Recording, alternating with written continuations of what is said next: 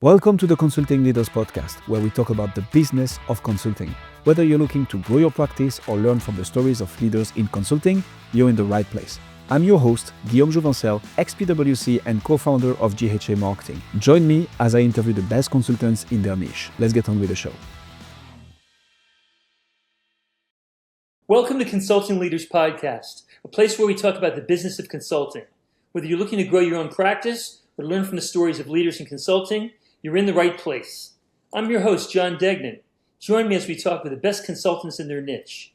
Today, we welcome Stephen Morris, president of Matter Consulting and a longtime advisor to over 3,000 leaders across 250 plus brands. He helps organizations align brand, culture, and leadership to create what he calls beautiful businesses. In this episode, we'll explore how consulting leaders can move beyond strategy into deeper, more human-centered work that drives both performance and meaning. Stephen, welcome. Thanks so much, John. Happy to be here. First off, I understand you're a painter. I am a painter, yes. It's a whole secret life that I live. As a fine artist, I show in galleries and have collectors and all that kind of thing. Do you have one handy you can share with us? Well, I don't know if you can see, I don't know how broad my screen is, but I will show you over here. Awesome. This is one of my paintings. Awesome. Yeah, sorry about the jiggling. I'm just shifting my camera. Yeah, so that gives you a sense on the kind of artwork I do. So you have work-life balance. You do a little painting, you do a little leadership consulting. I actually don't believe in work-life balance. I believe in work-life integration, and the whole person is the work that I do both in my consulting work and in my painting practice, and I do a wide variety of things that keeps me quite active in this world. Outdoorsman, hiking, I ride motorcycles, I go surfing. I live in San Diego. We talked about that before we hit record. And yes, I'm a very active painter and I'm a writer and I do all kinds of different stuff. Do you ever apply your attitudes as a painter to leadership?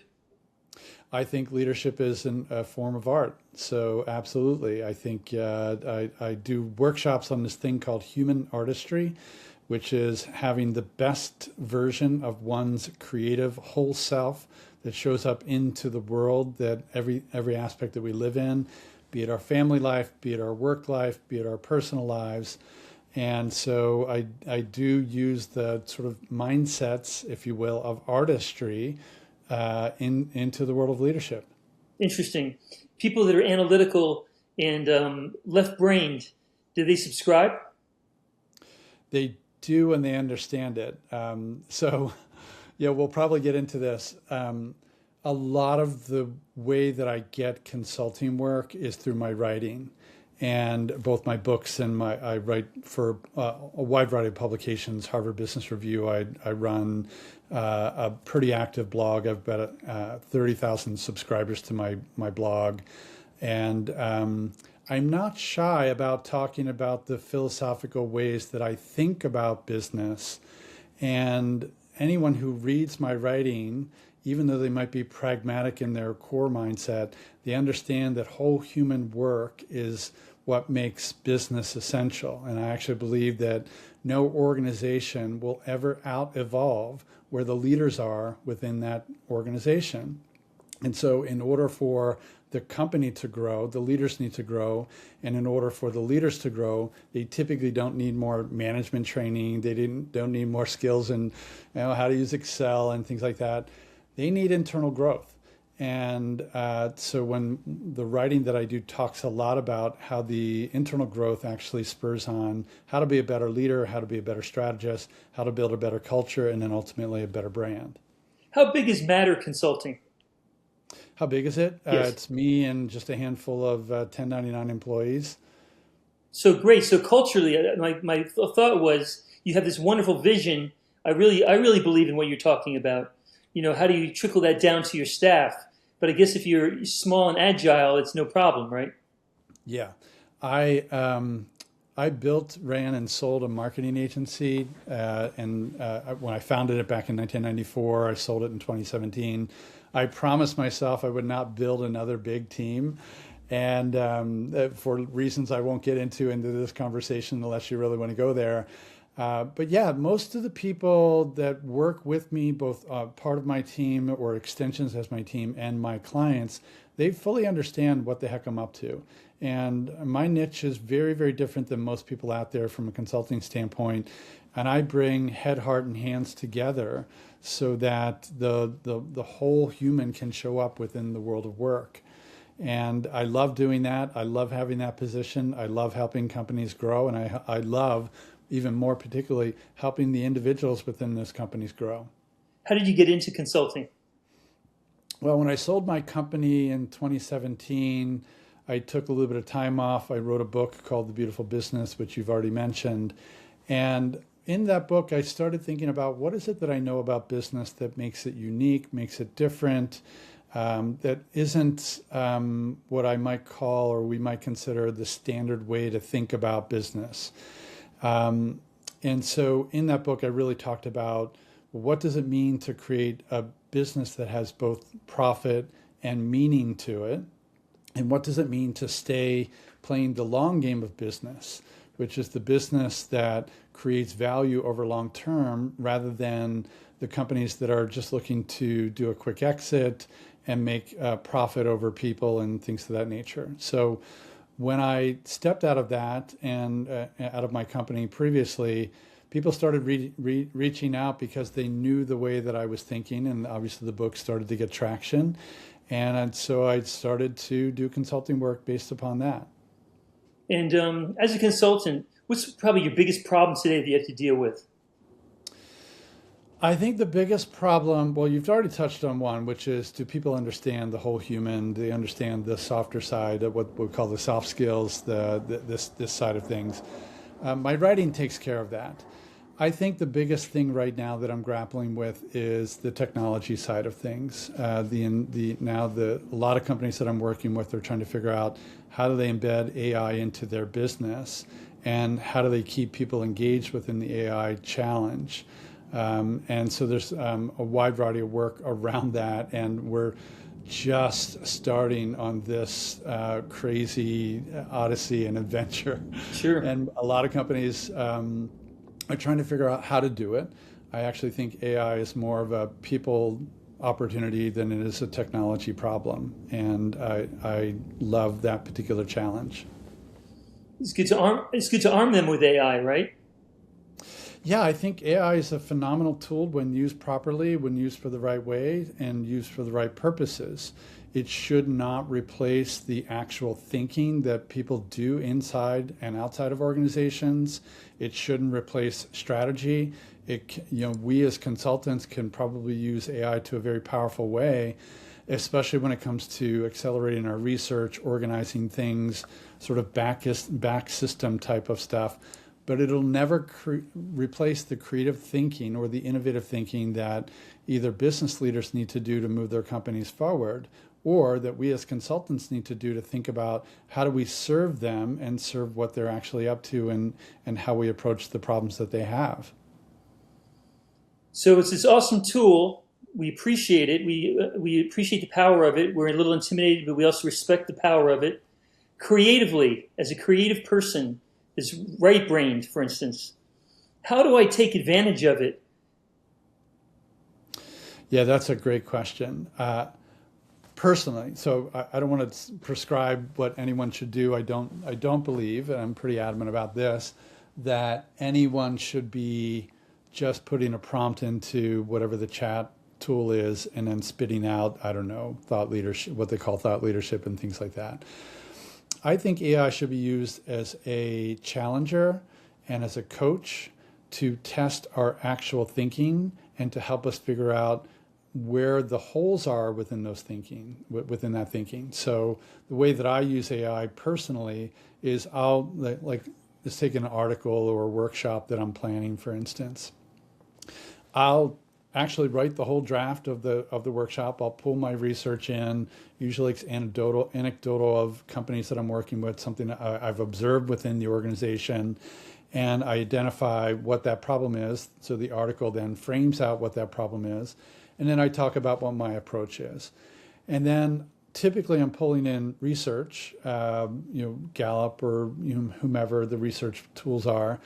And I will work with AI to find sources and then read those studies. I actually do read those studies. I don't just trust AI to say, oh, grab me a source about, X, Y, or Z, and then trust that that source is a reliable source or that the data is even conferred and translated properly. So it'll point me to research studies that I can then dive into, read, and extract, and that accelerates my own research process. And then I use AI as a thought partner. So help me understand how this article could be better. What am I missing in this article? If I framed it this way or this way or this way, how would my leadership audience respond to that? If I had you read my last 30 blogs, of which I have hundreds of blogs, how would my writing style compare in this article to previous articles? Things like that. As a talented and prodigious writer, does it frustrate you sometimes when AI gets the best of you? I find it very interesting. Like there was a moment last week where I was prompting AI to do something, and it was exactly what we were talking about, John, just now, where I was having AI work with me as a challenger, and there was a particular passage and idea set that I was really struggling on how to communicate.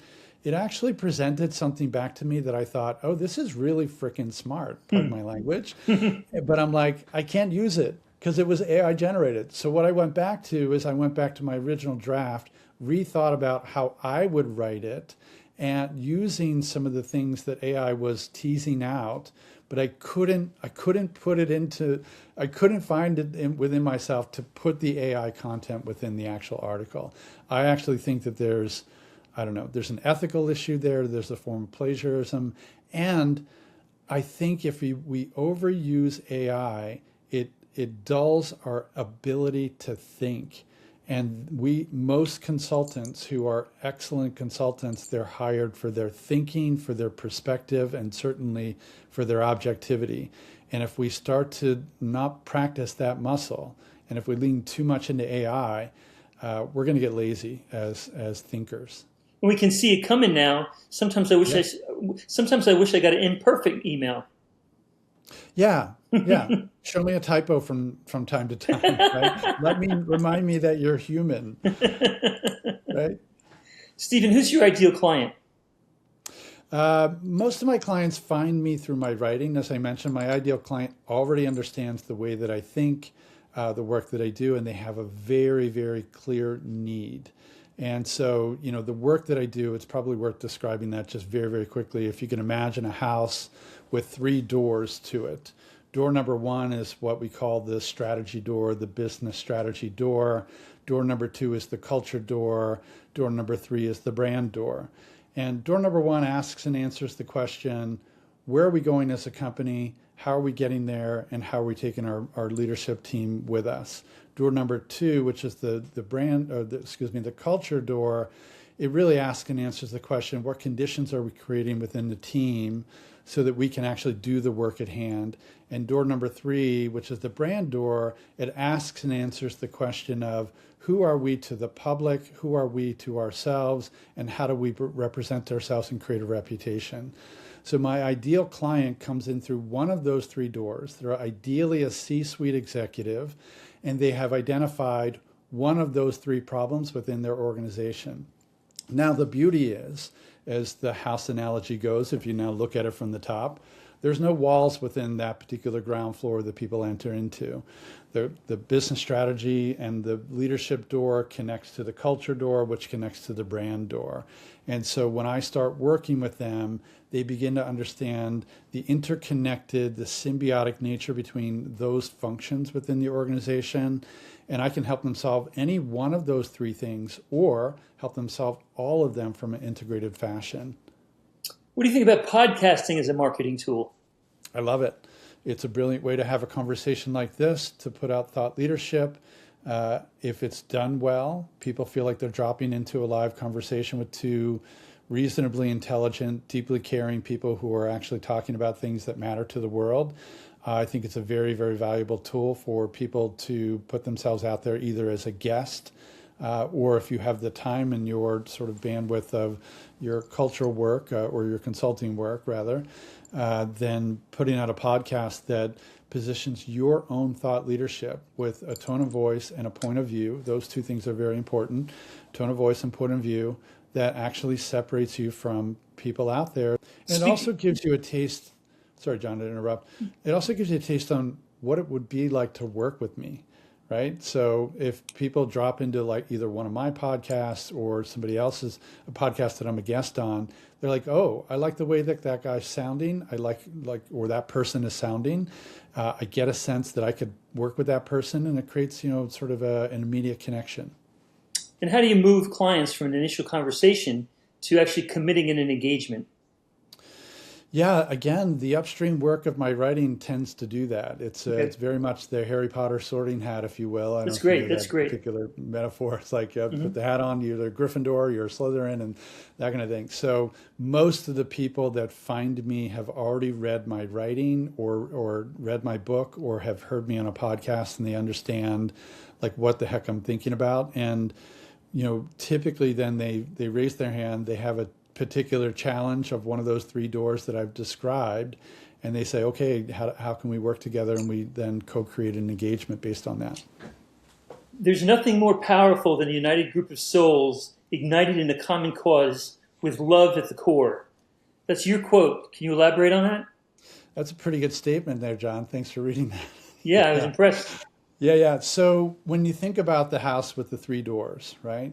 There's nothing more powerful than a united group of souls ignited in a common cause with love at the core, right? So that house is made of love at the foundation, passion for what we do, care for one another, care for the people, care for the planet, care for the community. So when I say love, I'm really not talking about eros, I'm talking about philia, which is the connection that we have, that people doing excellent work bonded together that have a core cause that they're connected to. That's what that statement is all about. And when we have love inside the organization, love inside the work gets done better, the people feel more fulfilled, the customers are happier, and that's the work that I do. And you can retain your clients over time that way for sure. All retention is about value creation in my book. So at any time that you're retaining a client, count yourself lucky because they've then seen the value in what you're providing for them. My engagements tend to be fairly long because they're relatively complex. And I have a very select handful of repeat clients, some of which I've been working with for 7 or 8 years. And they, luckily, because I create value, or evidently I create value, they keep hiring me over and over. Where do you find yourself most stuck right now as a consultant, especially as you continue to evolve your work, your brand, your culture, and your leadership? I think the biggest stuck part probably has to do with two things. People are banging their head against the wall with the AI, which we've already talked about. And they think about it typically as a technology first type of solution. And I do find myself in some rooms where I have to actually convince them that it's really a culture opportunity and a people problem. I think the other of it, like if I'm thinking about my business, I get a lot of inquiries. I'm relatively well known for what I do, and I have to be very selective. So there's only so much work that I actually want to take on because of my small team. And so I have to keep accelerating my discernment system of who I say yes to and no to, and why I say yes and no to them. How do you duplicate Stephen Morse's philosophy within your culture? I think, the people that get to work with me, the 1099 employees that I team up with and bring into projects, they also believe what I believe. They've already read all of what I'm writing, or a lot of what I'm writing. So there's a values alignment in what we're actually doing. And so some of these people are great researchers. They're better at researching than I am. They're maybe better at certain skill sets that I have. And so when I create the culture of even the folks that I team up with from a 1099 standpoint, or other consultants that I collaborate with, we have a bonded connection between the value system. And so I always want to make sure that there's deep alignment when it comes to that, and deep alignment in terms of like what end result are we actually looking for. And I think a lot of, more minds, more hearts, and more hands makes the lifting a little bit easier. And, sometimes I don't want to work as hard as I used to back when I was in my 30s and 40s. Exactly. Yeah. I've got a lot of other callings in my life. Yeah. Yeah. I'm sure you still have a lot of blank canvases ahead as far as opportunities are concerned for brand, culture, and leadership consulting. Where do you see those opportunities lying in the next few years? Again, sorry to sound like a broken record. I think a lot of it has to do with the cultural side of AI. I think there's so many companies that are really struggling with this right now. And I see people, I read an MIT study lately that said something to the nature of, I hope I get the stat right. Last year, companies spent more than $40 billion on AI tools and initiatives, and they're not seeing any of that, or 95% of those companies are not seeing profit come out of that. So then the problem there is what do we do with the AI problem around culture? And so the fusion between, or the integration between culture and AI is just the biggest low-hanging fruit opportunity. It's also quite frustrating because people think it's a technology solution, which in part it is, but almost all technology solutions are human opportunities. And so this is where I think the future is going to be. If people want to find out more about you and see what you do, where should they go? Yeah, my main hub is Matter Consulting, and it's matterco.co, not .com, so matterco.co. And you there can sign up for my newsletter. There's a podcast there. I also do an audio blog of all of my newsletters that go out. I write weekly. As I mentioned earlier, I think I've got roughly 30,000 people that subscribe to that. And that's the core thing. And you can also find me on LinkedIn under Stephen Morris. How often do you podcast? It depends on how busy I am. I do a lot of guest podcasting when I have time. And in my Beautiful Business podcast, I will do seasons of that.